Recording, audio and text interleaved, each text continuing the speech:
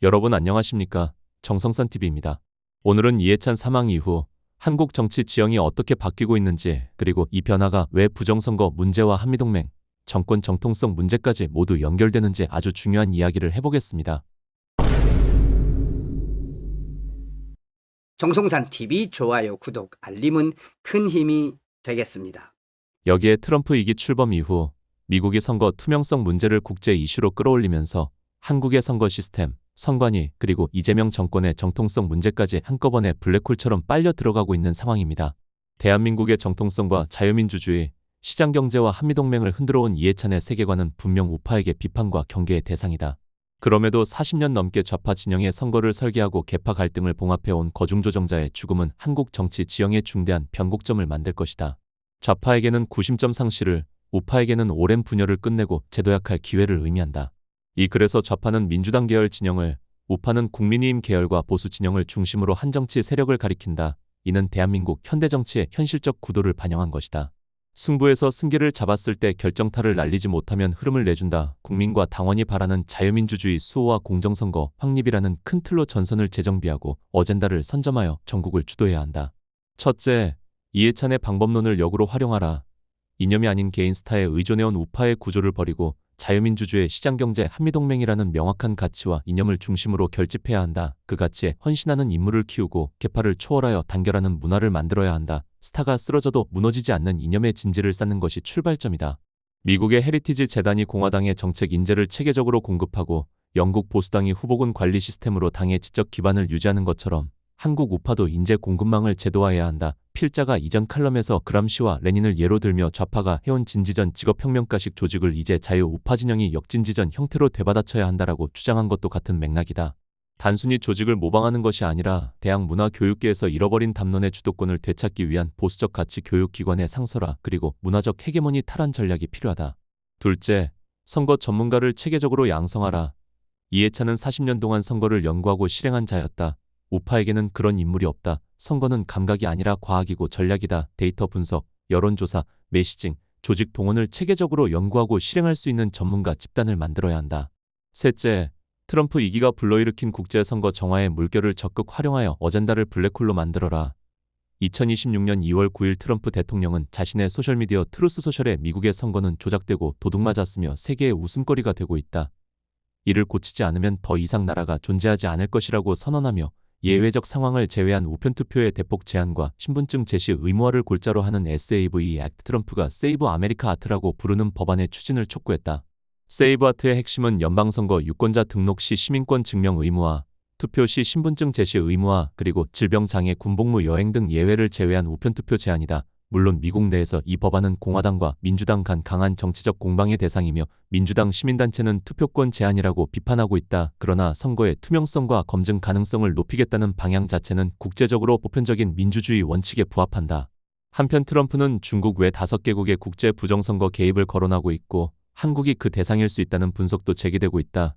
이것은 아직 미국 정부 차원의 공식 수사보고서로 확인된 단계는 아니지만 우파에게는 일생일대의 어젠다 블랙홀 기회다. 세계 최강대국의 대통령이 국제선거 조작 문제를 수면 위로 끌어올린 상황에서 한국 우파가 이 흐름에 올라탄다면 이재명 정권은 수세에 몰릴 수밖에 없다. 선관위 망분리 미이행, 중국인 무비자 개방, 댓글 국적표시 회피, A외 연결고리 의혹은 더 이상 보수 진영만의 음모론이 아니라 미국이 주도하는 국제선거 투명성 기준의 한국판 사례로 격상된다. 우파가 이 이슈를 적극적으로 선점하면 이재명 정권이 아무리 경제나 복지 어젠다를 내놓아도 공정한 선거로 집권했는가라는 질문이 모든 것을 덮을 것이다. 트럼프의 우편투표 제한 주장은 한국의 사전투표 제도와 비대면 투표의 투명성이라는 문제의식을 공유한다는 점에서 비교 지점이 있다. 우파는 독일 연방헌법재판소가 2009년 3월 전문 지식이 없는 일반 시민도 선거 과정의 전 단계를 검증할 수 있어야 한다는 공개성 원칙에 근거해 당시 사용된 전자투표기 절차를 위헌으로 결정한 판례, 대만의 투명한 수작업 개표 시스템 등 국제 사례를 제시하며 선거 제도 개혁 요구를 과학적 검증 어젠다로 전환해야 한다. 구체적으로 전산 시스템 외부 전문기관 검증 의무화, 투표 개표 전 과정의 로그 공개 기준 법제화, 선관위 구조 개편, 선거관리와 선거쟁송 심판기관의 분리 등 실행 가능한 입법안을 제시해야 한다. 다만 의혹 제기는 철저한 데이터 절차 법률 검증을 전제로 해야 하며 근거 없는 주장과 명확한 선을 긋는 자기 정화가 동반되지 않으면 중도층 이탈을 부를 수 있다. 과학적 근거와 국제 표준에 입각한 제도 개혁 요구만이 음모론이라는 프레임을 깨뜨릴 무기가 된다. 넷째, 한미동맹 강화를 최우선 가치로 삼고 관세 대미 투자 위기를 돌파하라. 지금 한미 관계의 최대 현안은 대미 관세와 투자 문제다. 2025년 7월 한미 양국은 한국산 제품에 대한 상호관세를 25%에서 15%로 인하는 대신 한국이 3,500억 달러 약 506조 원 규모의 대미 투자를 이행하는 무역 합의를 체결했다. 같은 해 10월 29일 경주 한미정상회담에서 이 조건을 재확인했고 11월에는 한미 전략적 투자에 관한 양해각서까지 서명했다. 그런데 이행을 위한 대미 투자 특별법이 국회에서 표류하자 트럼프 대통령은 트루스 소셜을 통해 한국 입법부가 역사적인 무역 협정을 승인하지 않았다며 자동차, 목재, 의약품 등 상호관세를 15%에서 25%로 재인상하겠다고 예고했다. 이후 이재명 정권은 김정관 산업통상자원부 장관을 급파하여 러트닉 상무장관과 이틀 연속 협의했으나 확답을 얻지 못한 채 빈손 귀국했다. 조현 외교부 장관이 루비오 국무장관을 만났지만 뚜렷한 결론을 내리지 못했고 미 국무부 보도자료에는 관세 관련론의 내용조차 담기지 않았다. 통상교섭본부장마저 빈손으로 돌아왔다. 미 행정부는 관세 인상을 공식화하는 관보 게재를 준비 중이다. 정부가 통상 외교 채널을 총동원했지만 단 하나도 돌파하지 못한 것이다. 왜 이 지경이 되었는가? 표면적으로는 국회의 법안 처리 지연이지만 본질은 더 깊다. 트럼프 행정부가 한국만 콕 집어 압박한 데는 이유가 있다. 같은 조건의 이후에는 관세 복원을 강행하지 않았고 일본은 이미 5,500억 달러 투자 이행을 위한 대미투자 협의위원회를 가동하고 있으며 대만은 2,500억 달러 직접 투자에 2,500억 달러 신용보증까지 합쳐 도합 5,000억 달러 규모의 투자 합의를 신속하게 체결했다. 일본도 5,500억 달러 802조 원 대미 투자가 지체된다고 트럼프가 공식 언급했지만 한국을 의식한 단순 제스처일 뿐이다. 한국만 유독 느리고 유독 압박을 받는다. 그 배경에는 이재명 정권의 친중 경도에 대한 미국의 근본적 불신이 자리하고 있다. 이재명 정권의 친중 경도 논란, 1대1로 참여 의혹, 대중국 외교에서의 지나친 유화 자세는 단순한 외교 노선의 문제가 아니다.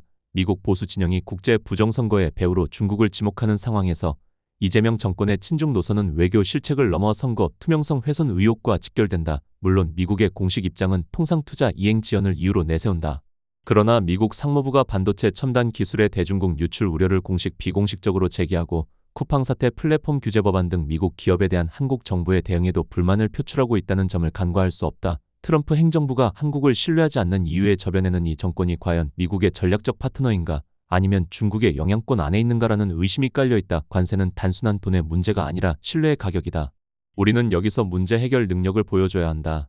한미동맹을 가치와 이익이 일치하는 전략적 동반자 관계로 격상시키고 대미 관세 투자 문제의 근본적 해법을 제시해야 한다. 좌파 정권이 통상 외교 채널을 총동원하고도 빈손으로 돌아오는 이유는 간단하다. 신뢰가 없기 때문이다. 우파가 집권하면 달라질 수 있다는 것을 구체적으로 보여줘야 한다.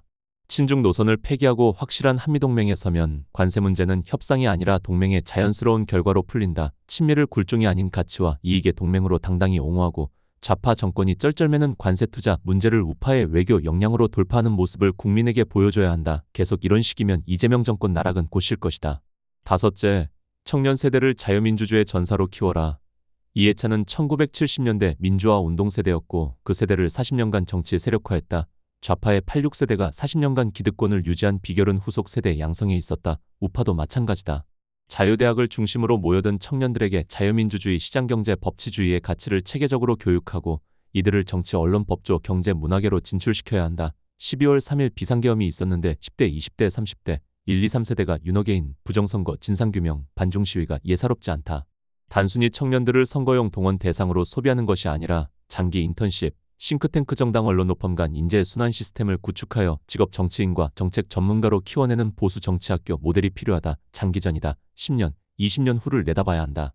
좌파는 이슈를 활용하는 방식에서 우파와 근본적으로 다르다. 김건희 여사 문제를 보라. 법원은 특검이 제기한 공소사실 중 디올백 등 상당수를 무죄 또는 공소기각으로 판단했고 징역 15년 구형에 비해 1심에서 선고된 형량은 징역 1년 8개월에 그쳤다. 실체적 진실이 정치적 선동에 의해 얼마나 부풀려졌는지 법정에서 드러난 셈이다. 그러나 좌파는 일시적 이벤트가 아니라 멈추지 않는다. 세월호 이태원 참사에 대해서도 비극적 사건을 정치 동원 수단으로 과도하게 활용한다는 비판을 감수하면서도 세력 결집과 정권 비판의 구실로 끝까지 활용했다. 반면 무안공항 참사는 달랐다. 이재명 정권 출범 이후 발생한 이 사고에 대해 좌파는 제주항공 참사라는 이름까지 바꾸며 책임 주체를 흐렸고 정치적 공세보다 침묵을 선택했다. 이중성이 이보다 선명할 수 없다. 이해찬 사망 이후인 지금 더 큰 변화가 지속적으로 일어날 것이다. 부정선거와 중국 배후 개입의 일부라도 공식적으로 규명된다면 이것은 단순한 선거 쟁점이 아니라 정권 정통성 자체를 뒤흔드는 게임 체인저가 된다. 국민의힘은 지금 당장 공식 진상규명위원회를 구성하고 미국 측과의 공조 가능성을 타진하며 선관위 전산 시스템 외부 검증 의무화법과 투표 개표 로그 전면 공개법을 당론으로 추진해야 한다. 주저할 이유가 없다. 이 이슈를 선점하는 자가 다음 정치 사이클을 주도한다. 이해찬의 사망으로 이제 좌파는 우파가 1997년 이후 겪었던 것과 유사한 분열의 시기로 들어갈 것이다. 핵심 조정자 없이 개파 간 세력 다툼이 격화될 것이고 이재명은 이를 통제하기 힘들 것이다. 이해찬의 죽음으로 좌파의 진영 논의에도 균열이 생기고 있다. 트럼프발 국제선거 정화의 물결은 한국 선거 투명성 문제를 국제무대로 끌어올리고 있다. 두 흐름이 동시에 움직이는 지금 어젠다를 선점하고 전국을 주도해야 한다. 덮는다고 사라질 문제가 아닙니다. 검증을 피하는 순간 의혹은 더 커질 뿐입니다. 정성산 TV는 앞으로도 이 문제 끝까지 추적해 드리겠습니다.